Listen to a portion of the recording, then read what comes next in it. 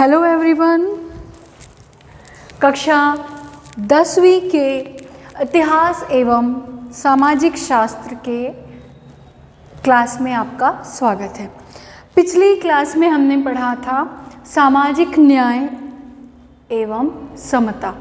तो इसमें आप समझ चुके हैं कि सामाजिक न्याय क्या होता है और समता क्या होती है। व्हाट इज़ यूनिफॉर्मिटी, एक समान अधिकार सबको मिलना चाहिए, उस दिशा में संविधान में क्या किए गए, ये चीज़ें हमने पढ़ी। आज हम पढ़ेंगे, चर्चा करने वाले हैं न्यायालय की भूमिका, यानी कि कोर्ट। न्यायालय की क्या भूमिका हमारे समाज में है। तो साथियों, लोकतंत्र यानी कि डेमोक्रेसी, इसको सशक्त बनाने के लिए हमें न्यायालय की आवश्यकता पड़ती है, क्योंकि लास्ट के वीडियो में आपने देखा कि किस तरह सामाजिक न्याय दिलाने के लिए कानून बनाए गए।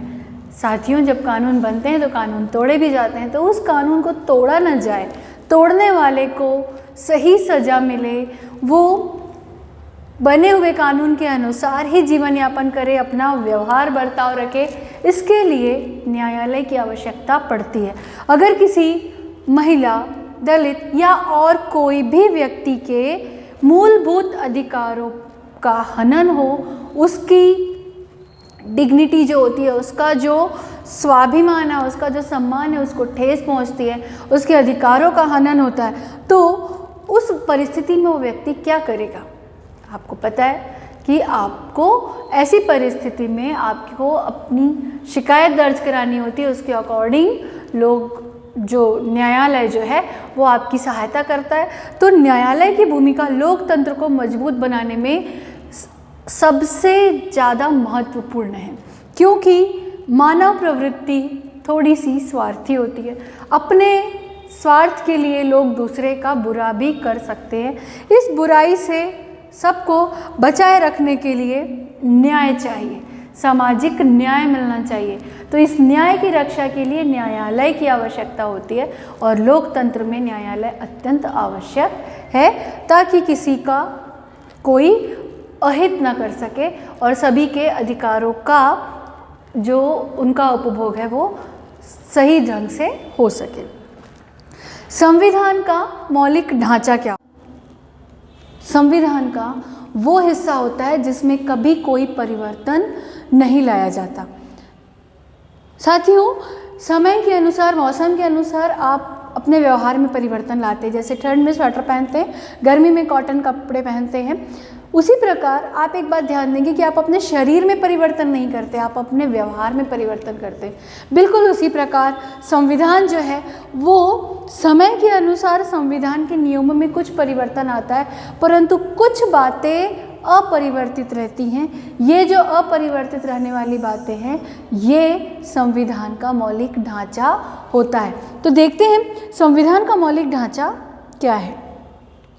आप समझ गए होंगे, संविधान को लिविंग डॉक्यूमेंट कहा गया है, क्योंकि जिस प्रकार जीवित व्यक्ति समय और मौसम के अनुरूप व्यवहार परिवर्तित करता है, उसी प्रकार परिस्थितियों के अनुसार संविधान में भी संशोधन किया जाता है। तो बेसिक स्ट्रक्चर, मौलिक ढांचा कभी परिवर्तित नहीं होता। देखिए वो क्या है। संविधान के मौलिक ढांचे में सामान्यतः निम्न प्रावधानों का समावेश होता है। ये अब जो बातें हम चर्चा करने वाले हैं वो ऐसी बातें हैं जिनमें परिवर्तन कभी नहीं लाया जाता। जैसे कि शासन का गणतांत्रिक और लोकतांत्रिक स्वरूप। शासन का गणतांत्रिक और लोकतांत्रिक स्वरूप, यानी कि संविधान में संशोधन हम करेंगे, परंतु लोकतंत्र को हटाकर राजतंत्र में परिवर्तित नहीं किया जाएगा। लोकतंत्र का लोकतंत्र ही रहने वाला है, जनता का जनता के लिए जनता के द्वारा शासन ही रहेगा, यहाँ कोई परिवर्तन नहीं आएगा। दूसरा, संविधान का संघ राज्यात्मक स्वरूप। संघ राज्यात्मक स्वरूप मतलब एक संघ होगा जिस संघ के अंतर्गत सारे राज्य हैं। जैसे कि अभी भारत के पूरे राज्य हैं और इन सभी राज्यों को मिलकर एक संघ है, ये स्वरूप परिवर्तित नहीं होगा, ताकि हर एक राज्य का अपना अस्तित्व बना रहे, उस राज्य का स्थानीय विकास सही ढंग से हो सके, संघ जो है वो सारे राज्यों को मिलाकर एक बना रहे, ये एक रूपता, संघ राज्यात्मक रूप, ये कभी परिवर्तित होने वाला नहीं है। इसके पश्चात देश की एकता और एकात्मता का संवर्धन। साथियों, देश की एकता और एकात्मता, एकता, आज हम हिंदी साइडर महाराष्ट्र में हैं और साउथ इंडियन नॉर्थ इंडिया में रहते हैं, नॉर्थ इंडिया के लोग ईस्ट इंडिया में रहते हैं, जॉब के लिए जाते हैं। किसी को कोई किसी प्रकार का बंधन नहीं है कि कोई वहाँ नहीं जा सकता। हमारे देश की एकता है, हम अपने आसपास के लोगों के साथ मिलजुल कर रहते हैं, धर्म के अनुसार, कास्ट के अनुसार, कहाँ से आया है उसके अनुसार कोई भी भेदभाव नहीं किया जाता। ये देश की एकता है। साथ ही साथ हर एक व्यक्ति को हर प्रकार का अधिकार एक जैसा दिया हुआ है। ऐसा नहीं है कि गोरा व्यक्ति है तो उसके लिए 2 अधिकार ज़्यादा है, सांवला व्यक्ति है तो उसके लिए 1 अधिकार कम कर दिया जाएगा, ऐसा कुछ भी नहीं है। ये एक रूपता है। चाहे देश में व्यक्ति कैसा भी हो, वो भारतीय नागरिक है तो भारत के संविधान के द्वारा दिए गए पूरे मौलिक अधिकारों का उपयोग करने का उसको पूरा अधिकार होता है। तो ये देश की एक रूपता है, चाहे कि वो किसी भी धर्म, जात, रंग का हो, उसे सारे मौलिक अधिकारों का उपभोग करने की पूरी आज़ादी होती है। ये चीज़ संविधान संशोधन में संशोधित नहीं की जाती। इसके पश्चात आता है देश की संप्रभुता। संप्रभुता का अर्थात होता है प्रभुता में समानता, मीन्स समान रूप से प्रभुता।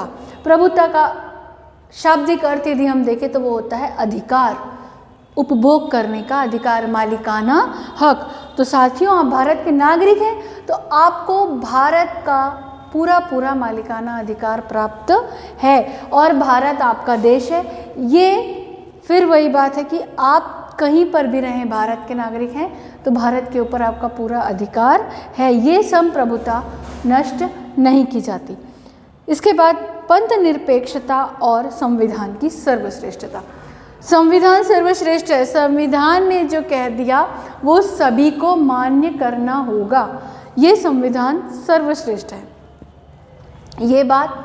और पंथ निरपेक्षता मीन्स धर्म या संप्रदायों के अनुसार किसी के साथ कोई भेदभाव नहीं किया जाएगा।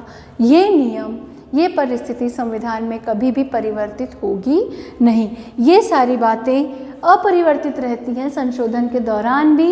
ये संविधान का मौलिक ढांचा है। इन चीज़ों में, इन मौलिक ढांचे में परिवर्तन ना हो संविधान संशोधन के बाद और हर प्रकार के व्यक्तियों को उनके मौलिक अधिकारों का उपयोग मिले, इसके लिए न्यायालय जो है वो अपनी भूमिका निभाता है। और न्यायालय के द्वारा लिए गए निर्णयों में कुछ बातें ऐसी हुई हैं जो हर प्रकार के, हर वर्ग के व्यक्तियों के लिए लाभप्रद हैं, जैसे कि बालकों का अधिकार, मानव अधिकार का संरक्षण, महिलाओं की प्रतिष्ठा और उनके प्रति आदर की भावना की आवश्यकता का होना, व्यक्ति की स्वतंत्रता और आदिवासियों का सक्षमीकरण। ये सारे ऐसे टॉपिक्स हैं जिनको आप समझ सकते हैं कि 14 वर्ष से कम उम्र की आयु वाले बच्चों को काम पर नहीं रखा जाएगा। ये बातें आप सुनते हैं, ये क्यों हैं? क्योंकि बालकों को काम करने की आवश्यकता नहीं बल्कि उन्हें पढ़ने का अधिकार होना चाहिए। ये कानूनन अपराध घोषित कर दिया गया है कि बाल श्रमिकों को काम पर रखना। तो न्यायालय के इस डिसीजन से, इस निर्णय से बालकों के अधिकारों का संरक्षण होता है। महिलाओं का यदि कोई शोषण कर रहा है तो वो उनके खिलाफ शिकायत दर्ज करा के स्वयं के अधिकारों का संरक्षण कर सकती हैं। ये सुविधा न्यायालय से प्राप्त हुई है। इसके साथ ही कोई भी व्यक्ति की स्वतंत्रता, आप समझते हैं कि कोई भी व्यक्ति स्वतंत्रता पूर्वक देश में कहीं भी आ जा सकता है, देश के बाहर भी, लेकिन पैंडेमिक के बाद ये स्वतंत्रता, मौलिक अधिकारों की जो स्वतंत्रता होती है उसका अगर हनन होता है तो उसके खिलाफ न्यायालय जो है व्यक्ति की सहायता करता है। आदिवासियों का सक्षमीकरण।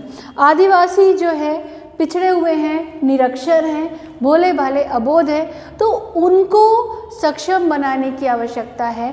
ये सारी चीज़ें, सारे निर्णय न्यायालय ने लिया है और न्यायालय जो इस तरीके से इन सारे वर्ग को संरक्षित करता है और उनकी सहायता करता है। तो अब आप समझ गए होंगे कि न्यायालय की भूमिका क्या है। न्यायालय जो है वो लोकतंत्र, हमारे भारत के लोकतंत्र को सक्षम बनाने में, मजबूत बनाने में महत्वपूर्ण भूमिका निभाता है। तो साथियों, इस तरह लोकतंत्र के संदर्भ में हमने जाना सामाजिक न्याय और समता क्या है, मताधिकार क्या है, संविधान क्या है, संविधान का मौलिक ढांचा क्या है और न्यायालय की भूमिका क्या है। इतनी बातें हमने इसके पहले के और आज के वीडियो के द्वारा हमने जानी है। अब इसके आधार पे आप इसकी कृत्य कार्य पूरा कर सकते हैं। धन्यवाद।